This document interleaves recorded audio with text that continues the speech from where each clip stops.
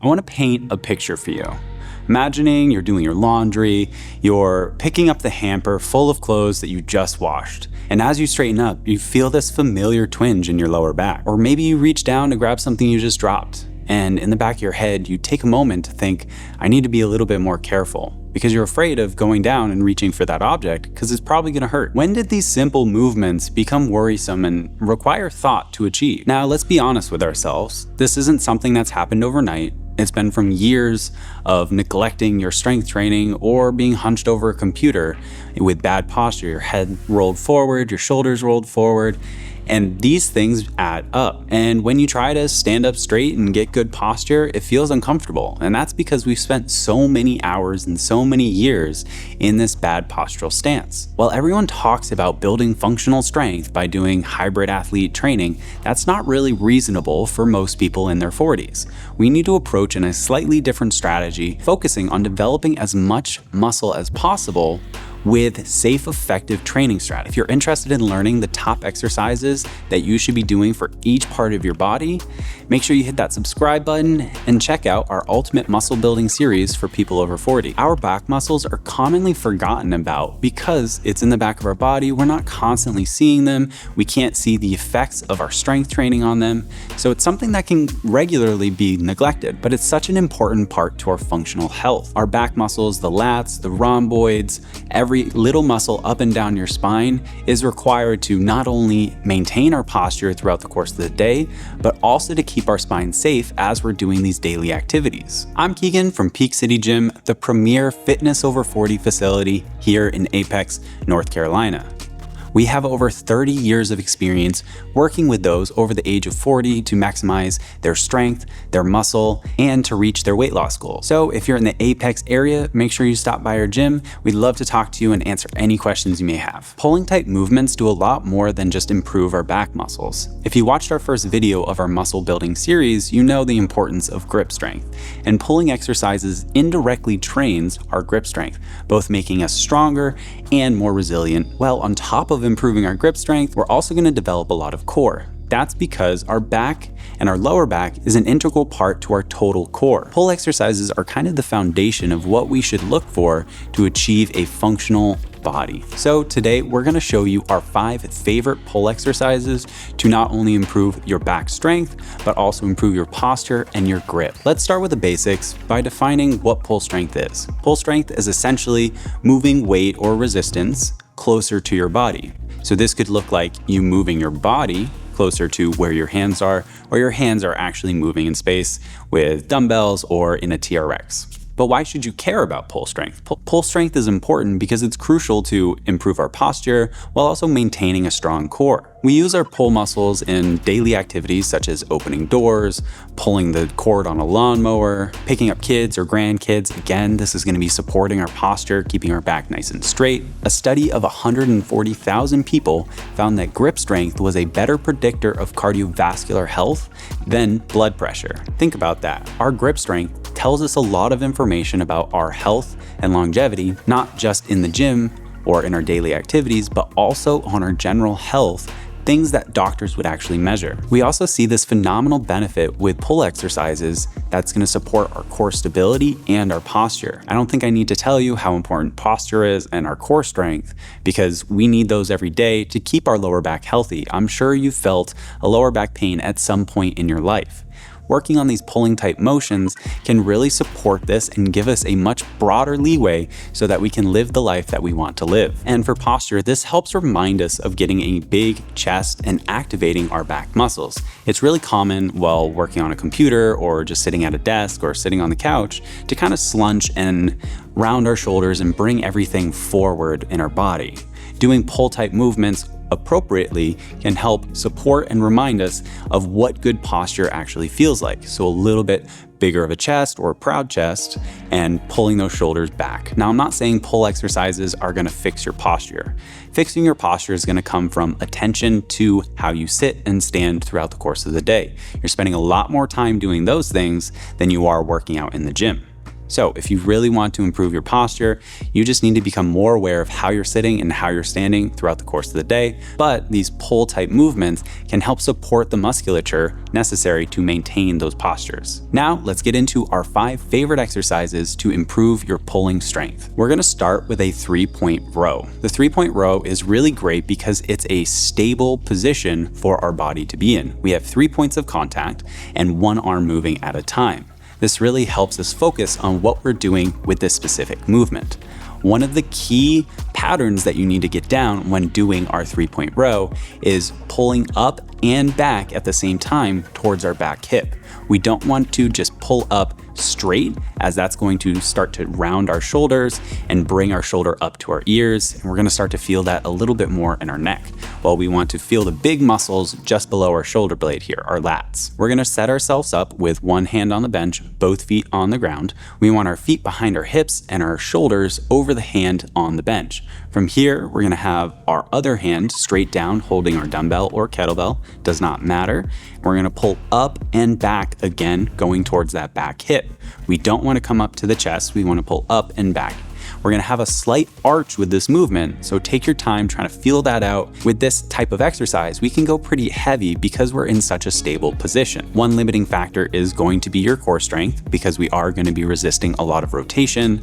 It could also be the arm strength actually holding you up with that arm on the bench. The way that we can progress this and add a little bit more challenge and difficulty is adding a pause at the top position. This is really gonna add a lot of tension onto that muscle, and vice versa, we can slow down the eccentric or the lowering of the weight.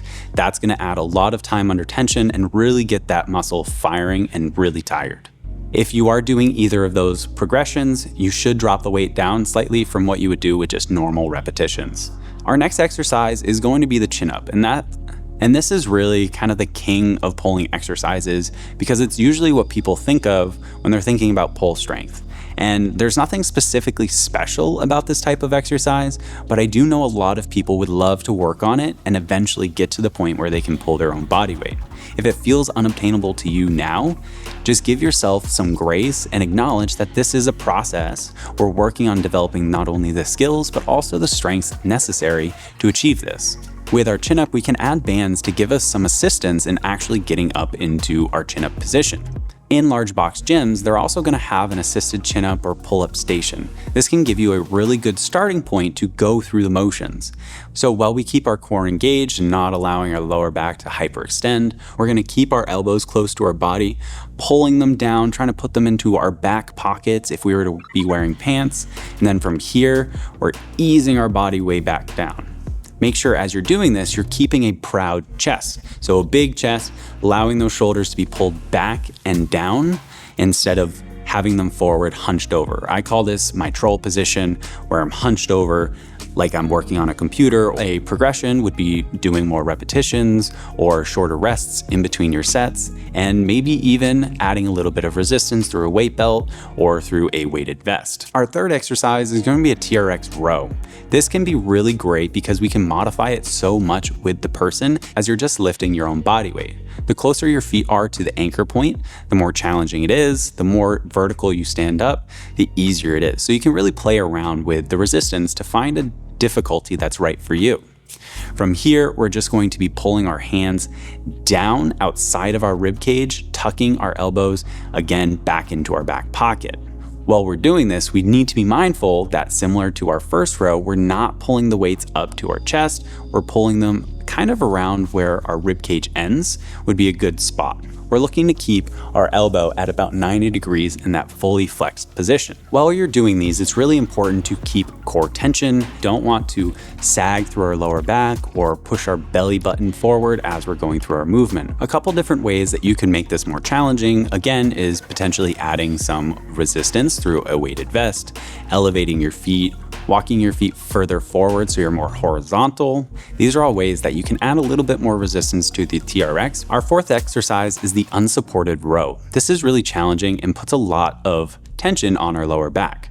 It's a safe exercise to do within reason as long as you're choosing appropriate weights for what you can actually do. As we work on this exercise, the limiting factor is going to be your body's ability to maintain posture as you're doing this exercise. Generally speaking, your back muscles, your upper back muscles, and your arms are going to have a lot more strength than the lower body and your lower back. To set up for this, we're going to push our butts back, have a slight bend in our knees just to allow for that mobility to get into this good position. And then from here, we're lowering our upper body down as parallel to the ground as possible. While we're doing this, we need to be mindful that we're not rounding through our lower back. This is going to be the challenging part and why we need to have a slight bend in our knees. So find a position where you're able to get your chest as parallel to the ground while maintaining a straight back. This may require you to look in a mirror or record yourself if possible. Then from here, you're going to again pull those weights up to your hips and not to your chest and lower it back down. Again, this is going to kind of look like an arch pattern. Your arms are going to slightly be in front of your body, and then as you pull up, you're pulling up and back into those hips. Take your time with these. Again, the limiting factor is going to be your lower back and the posture that you can maintain while you do this exercise. Our fifth exercise, and our favorite for power generation from our back, is going to be the gorilla row. This is a unique movement that's really going to emphasize single arm strength while also maintaining a good posture. You'll want to grab 2 kettlebells for this, as you're going to use one to support yourself with the other hand, and then while the other arm is pulling the weight up towards your hip. You're going to alternate back and forth doing the reps. Again, while we're doing this, we need to drop our hips as low as necessary to maintain a straight back. If our hips are too high, we're going to need to round through our back to maintain the position that we need to get with our hand on the kettlebell. So drop the hips down. It's going to be a little bit of a squat position. As we hold this, we're ripping that weight up off the ground into our back hip, bringing it back down, and then ripping the other weight up. This is a complex movement, and again, we're looking to generate some power. So really try to pull that weight up as quickly as possible and then slowly ease that weight back down to the ground. One way that you can make it easier is elevating the kettlebells so you don't have to fold as far forward. Now, I want to briefly talk about how you can actually implement these exercises into your training program. These exercises can all kind of be interchanged with one another, as there are a lot of very similar movements. Have at least one pull exercise per workout that you're doing. If you're only doing 1 or 2 days per week, adding 2 to 3 exercises on those days would be a good option. Being consistent and having frequency with training these muscles is really important to starting to actually build that strength and seeing improvements. I do want to briefly touch on the idea of progressive overload. This is the first time I've mentioned it in our strength series, but progressive overload is the idea of how we actually build muscle. We need to either add more resistance, intensity, or frequency to our training to start to see progression. So if you've been doing 1 or 2 of these exercises for a couple weeks and you're no longer seeing any progress, try to either mix up the exercises, do an extra exercise in the course of the week, or add a little bit more resistance. If you have issues with your lower back, then the unsupported bent over row probably isn't for you. Choose exercises that are more supportive for your lower back, where you can continue to build the strength necessary to maybe eventually work up to the unsupported row. If you have shoulder limitations, that may change. So continue to work within the range of motion that is available to you, but slowly with time, your range of motion may start to increase. You just have to continue to remind yourself to continually push what range of motion was available to you previously. With a lot of these exercises, grip may be the limiting factor, and ultimately that's going to take some time to develop, and you may need something like lifting gloves or lifting straps that can add some assistance to your grip, giving you the ability to lift more weight. While those can be options, I do not recommend them, again, because of the benefits we've seen specifically from grip-specific strength. Remember, consistency is always going to be more important than having super high intensity. Having 2 to 3 workouts per week is way better than having one hyper-intense workout once a week. So that's it for today. If you found it helpful, please share the video to any of your friends, and here's to a happier, healthier, more fit version of yourself. I'll see you guys in the next video.